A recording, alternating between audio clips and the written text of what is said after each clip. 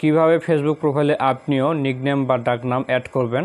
যেমন এখানে দেখতে পাচ্ছেন আমার ফেসবুক আইডির নামের পাশে আমার যে ডাকনাম আছে সেটা দেখতে পাচ্ছেন।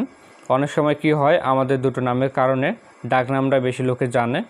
যখন আপনি আপনার ফেসবুক প্রোফাইলে ডাকনাম অ্যাড করবেন তখন কিন্তু আপনার এলাকার মানুষজন খুব সহজে আপনাকে চিনতে পারবে।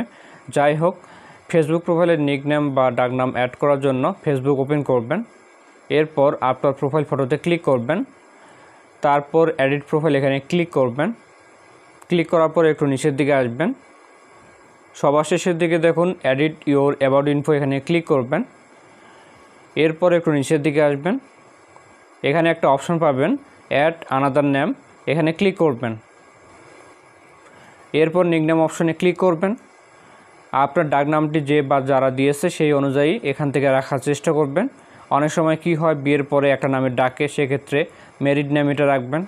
আবার এমনও হয় যে আপনার নামটা আপনার বাবা দিয়েছে, সেক্ষেত্রে ফাদার্স নেম এটা রাখবেন। আমি এখান থেকে নিকনেম এটা রাখলাম। তারপর এই ঘরের মধ্যে আপনি আপনার নিকনেম বা ডাকনাম এটা লিখবেন। এরপর show at top of profile এর ডান দিকে একটা খালি ঘর আছে, এখানে টিক দিবেন বা সিলেক্ট করবেন। সবশেষে সেভ অপশনে ক্লিক করবেন।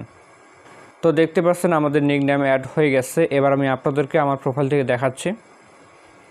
তো দেখুন আমার ফেসবুক প্রোফাইলে নিকনেম যেটা দিয়েছে সেটা দেখতে পাচ্ছি। এভাবে আপনারাও আপনাদের ফেসবুক প্রোফাইলে আপনাদের ডাকনাম অ্যাড করতে পারবেন। ভিডিওটি ভালো লাগলে লাইক করবেন। দেখা হচ্ছে নতুন কোনো ভিডিওতে। সকলে ভালো থাকবেন। ধন্যবাদ।